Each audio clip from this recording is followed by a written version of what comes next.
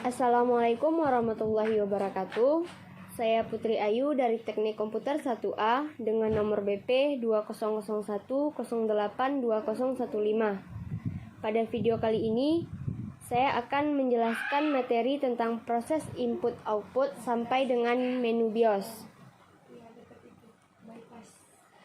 Proses input-output. Input adalah semua data dan perintah yang dimasukkan ke dalam memori komputer untuk selanjutnya diproses lebih lanjut oleh prosesor.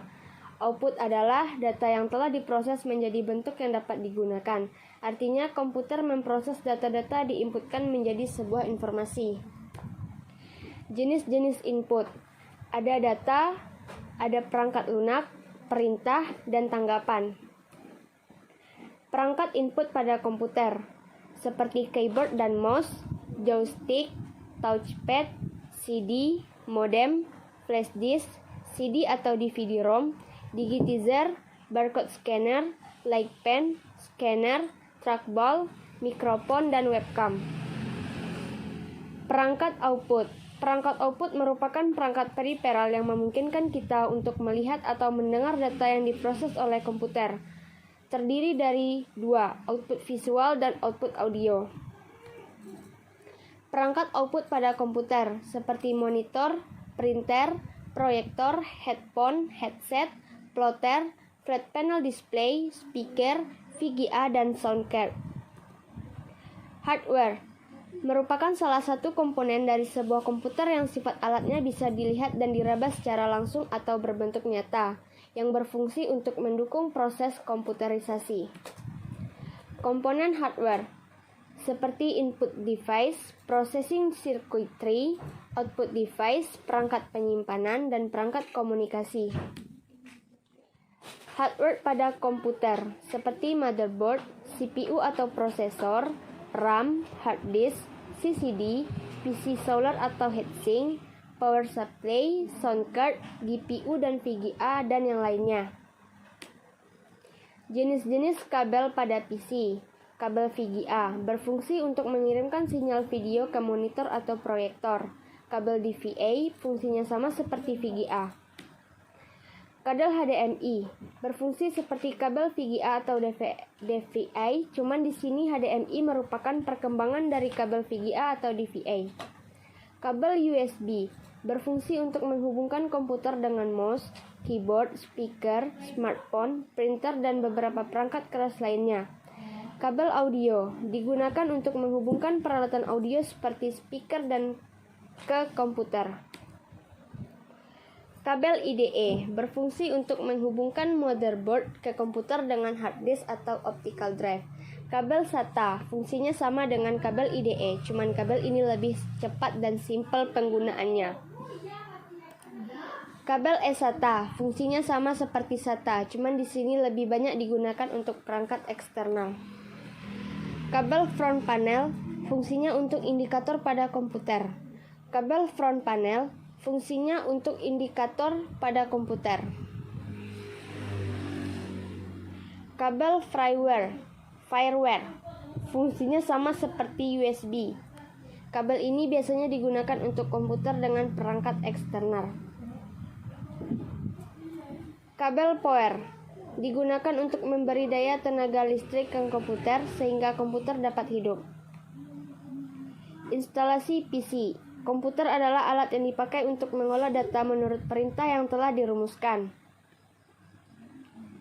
Secara luas, komputer dapat didefinisikan sebagai suatu peralatan elektronik yang terdiri dari beberapa komponen yang dapat bekerja sama antara komponen satu dengan yang lain untuk menghasilkan suatu informasi berdasarkan program dan data yang ada. Langkah-langkah saat menginstal komputer. Persiapan yang harus diperhatikan yaitu komputer sesuai dengan konfigurasi komputer, fasilitas, tersedianya komponen pengganti. Pemilihan mainboard, frekuensi mikroprosesor dan jenisnya, jenis slot RAM dan jumlahnya, jenis slot ekspansi, jenis power supply, ketersediaan IDE controller. Instalasi casing. Lepas sekrup yang mengikat casing, pasang kaki penyangga untuk mainboard bila ada. Paskan lubang mainboard dengan standoff casing. Pasang MB bagian belakang lebih dulu. Sekrup MB. Instalasi komponen mainboard. Pasang mikroprosesor pada slot atau soket. Aturlah jumper setting. Hubungkan kabel power cooling fan ke konektor.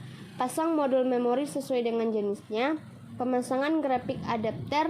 Pasanglah sesuai dengan slot dan jenis terpasang. Pastikan kartu grafik terpasang dengan benar.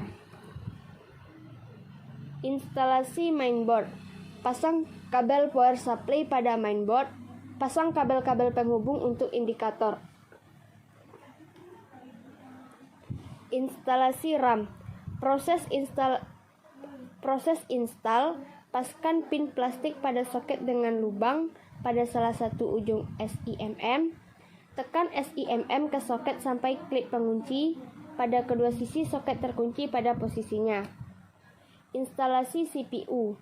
Untuk CPU soket, cari pin 1 ditunjukkan dengan tanda titik atau kumpul. Masukkan CPU dalam soket dengan mengangkat lengan sampai tegak lurus. Atur pin-pin hingga sesuai letak lubang di soket. Bila CPU telah masuk, tekan lengan ke bawah hingga terkunci. Pasang heatsink dan kunci dengan lengan pengunci. Untuk CPU slot, tancapkan prosesor. Instalasi hard disk. Ambil HD baru.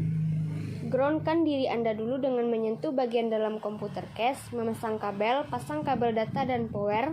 Kabel power hanya dapat terpasang pada satu sisi tertentu. Perhatikan ujung dengan tanda merah. Masukkan HD baru ke rangka. Pasang sekrup. Kembalikan casing PC. CD dan floppy disk drive langkahnya sama. BIOS. Kata BIOS diartikan sebagai kehidupan. BIOS atau Basic Input atau Output System adalah program pertama yang diakses oleh prosesor selama startup untuk memastikan bahwa semua program dasar lainnya seperti hard drive, port, peripheral, dan CPU berada dalam kondisi kerja yang baik. Fungsi BIOS memiliki beberapa fungsi di komputer, tapi tugas yang paling penting adalah untuk memuat sistem operasi. Menurut ilmu informatika, ada beberapa fungsi BIOS yang mampu menjalankan kerjanya. BIOS bisa menjalankan perintah dengan istilah power on self-test. Yang kedua, pengaturan konfigurasi proses dasar sebelum masuk sistem operasi. Yang ketiga, munculnya sistem operasi baik itu Windows, Linux, Ubuntu, dan jenis sistem operasi lainnya, merupakan bantuan dari BIOS. Sekian dari saya. Assalamualaikum warahmatullahi wabarakatuh.